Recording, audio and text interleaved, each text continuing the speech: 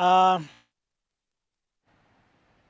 Kenyan brethren, my name is Wambugu Nyamu of the affairs of the nation of Kenya.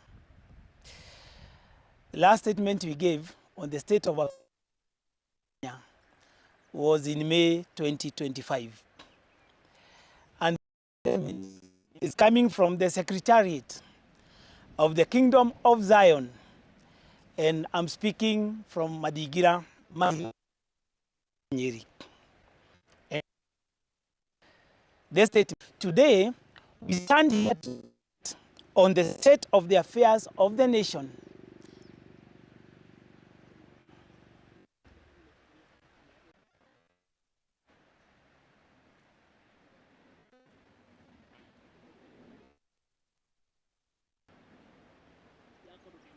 Any head, the cat. Hey.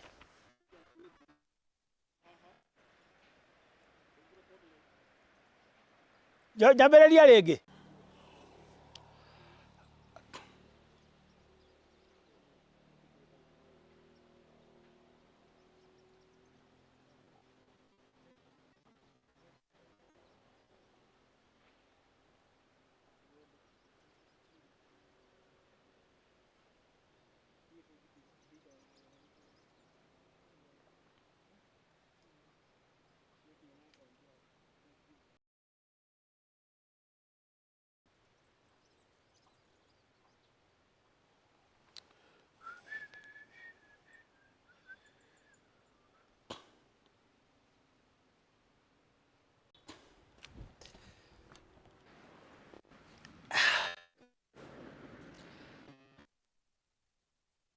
In 2025, we also did release a statement on the state of the nation affairs. And this statement is coming from the Secretariat of the statement that has been prepared by the Mount Kenya Prayer Warriors and the YSF. Dear Kenyan brethren, today we stand here to reflect on and agreed to listen to the grievances of the young people. It is then that the cabinet was disbanded and some government officials what followed was mayhem. Innocent youth were arrested left, right, center, even from their own homes and activities. What followed is that many of them were killed, others maimed, and others are still missing. In 2024, service called NIS, in collusion with the Directorate of Criminal Intelligence and Anti-Terror Police Unit, were behind all those atrocities. We even went ahead and young men were being incarcerated, tortured, and some of them buried. Unperturbed, the menace continued over time until the international community indulged and there seemed to be a forced slowdown. However,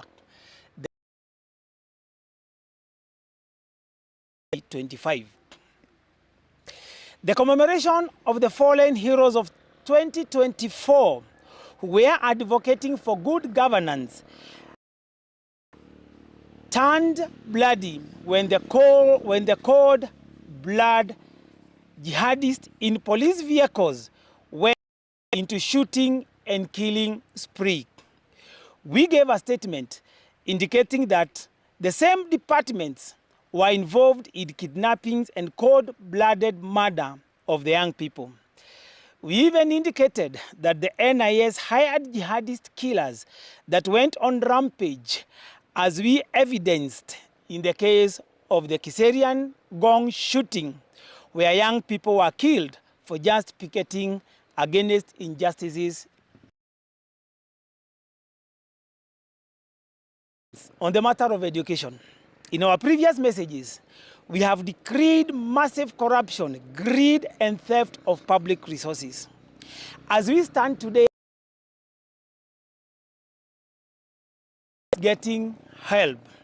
while those in universities are in deep financial crisis resultant of the high cost of education that has risen. Capitation to secondary schools and primary schools is not only reduced, but also not dispatched timely to schools, taking managers of these schools. It is prudent to remember that 4 years ago, the average county secondary school fees was about 36,000 to 38,000. Double of up to 75 to 78,000. Education has gone out of reach of many poor pupils and students from poor families. University education was highly subsidized in the previous Uhuru regime, but today the cost of education has increased exponentially and the burden handed over to the already burdened Kenyan parents. And a nation can bequeath to the young because of the cost of education.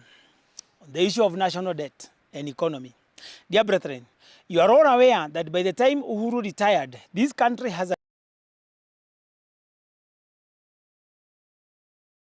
government seems to have overborrowed, and we are now talking about figures of 12 trillion. This is despite the fact that the current president had promised not to increase, going to be frugal in utilization of the government and national resources.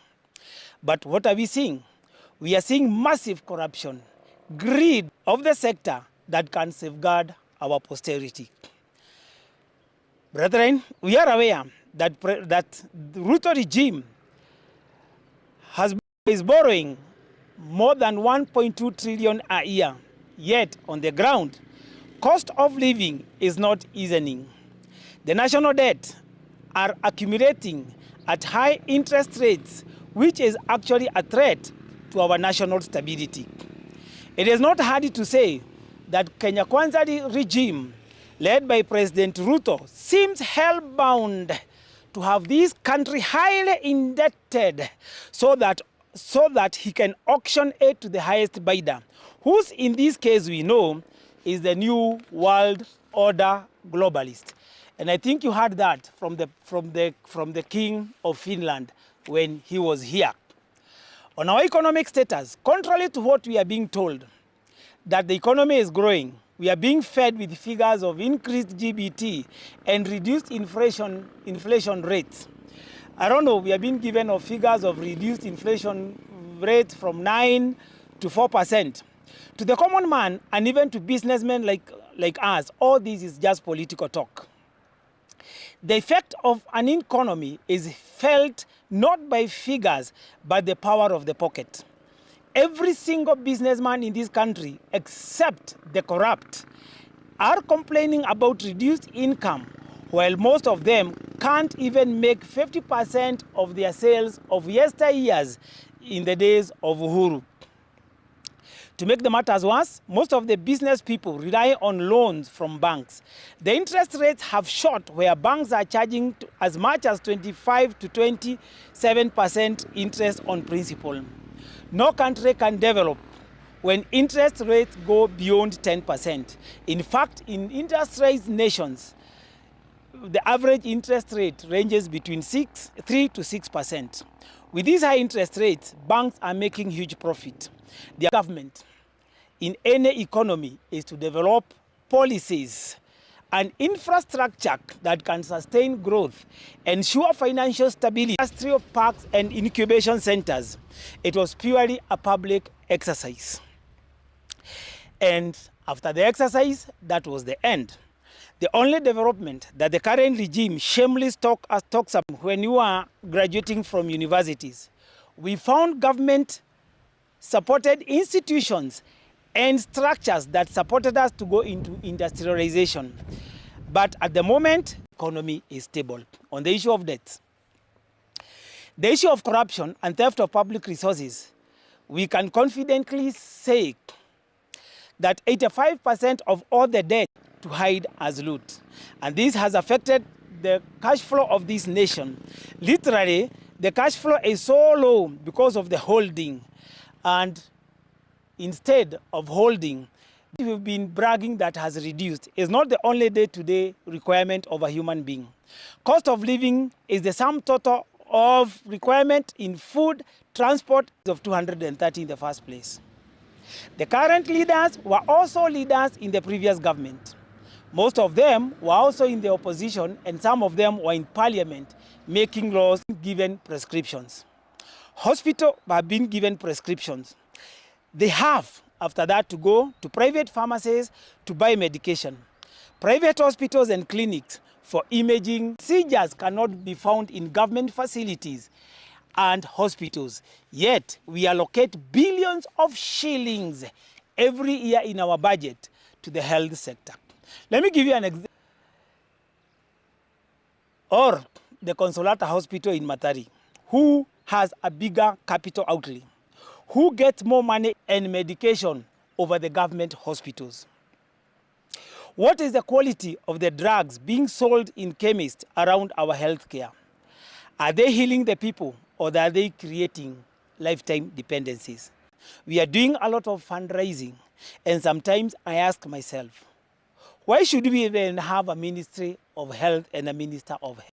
Because security is the first task and priority of any government. On the issue of security, which is rarely talked about, occurrences of hired goons attacking innocent citizens in broad daylight, killing and maiming victims, the moral obligation to ensure that criminals are apprehended. We have had many instances of goons burning businesses, police stations, and government offices. We also saw the arrest and prosecution of these goons that caused mayhem. We are on record as Mount Kenya prayer warriors castigating. We are on record that saying that NIS Director General had hired jihadists during the protest who killed and maimed an armed youth.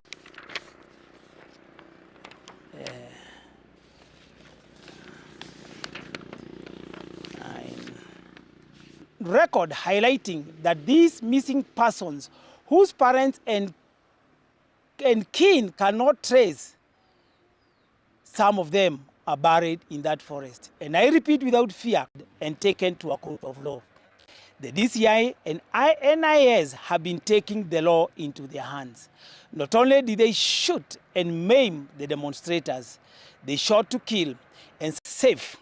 They are supposed to ensure integrity of our national boundaries.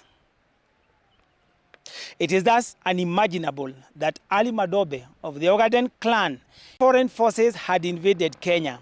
Yet there is photographic evidence. Furthermore, even the governor of the affected county raised the alarm in case of a real incursion. The government has been downplaying these incursions as normal. But you all have deeper understanding. Yes, are in cahoots with the Jubaland forces of the bigger clan of Agaden, and that this incursion was not by mistake. It was well crafted, especially in the northern part. The president of this nation has been accused of being in bed with the RSF. I want to refresh you a little bit to learn. Even the former deputy president knows how the clashes were stopped. This is our nation, and our security is paramount. Dear brethren, cause instability. I can confidently say, like I have always said before, that we have celestial intel on these incursions by Al-Shabaab, by Ali Madri 2027 election disruption.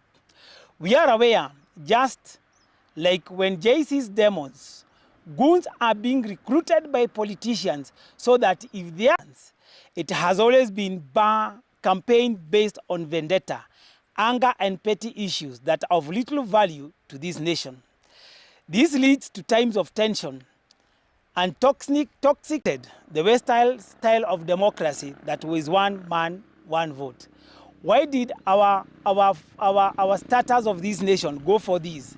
Because they knew that it is easy to manipulate the masses, monetary power, and hence our elections are thus based on mass bribery, rigging, and goons disruption. Today, our country is not better than virtues. In 2023, we implored on the government that it should not allow activities in our nation, and even the president's nation choose values, cultures, and traditions.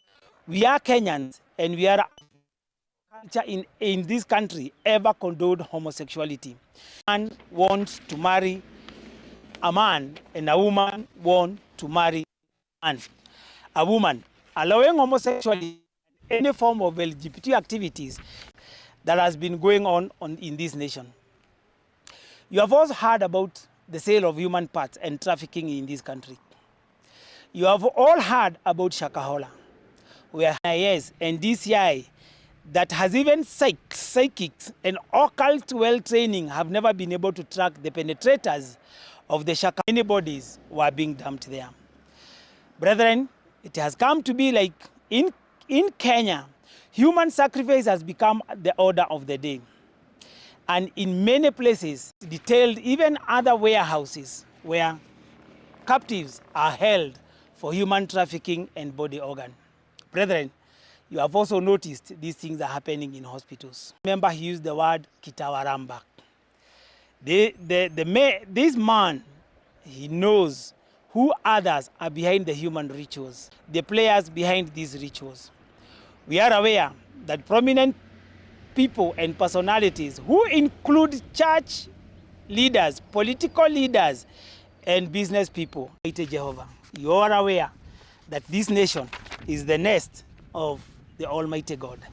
And I want, dear brethren Kenyans, you listen to this very carefully, as it gives not only the commands current regime, which are just ignored.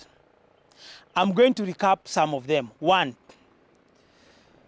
the Ruto regime was told to bring to book all those people who were involved into their homes, abducted and shot in cold blood. Others were killed and maimed in police stations. Missing majorities of all the missing youths, the Gen Z and the millennials. From the year 2023, Raila demos to nations be stood down and put on suspension forthwith. 4. The President Ruto expressly orders the sealing of the NIS camp at youth are brought to book without any further delay, and that the jihadists hired in these units be arrested and aligned in courts will never take the law into their hands. To kill and to maim innocent and armed people, to secure our borders, and any foreign militia captured and prosecuted. The nation should never forms of LGBTQ activities in this country. 2, that the government arrest and prosecute all LGBTQ activities in this on the issue of God's authority in Kenya, like I mentioned above. And this is crucial. As I end, this will be my last ending. Kenyan brethren, too aware of the higher authority operating in this country, other than the KK regime. He was in Peketoni in 2023 when he experienced it. The director of DCI and NIS are also aware of this. The people mentioned above, including the former deputy president, are aware for that authority to take charge of this nation. Change must occur, and that change is coming before 20. President is aware, and so are the security agencies in this country about the establishment.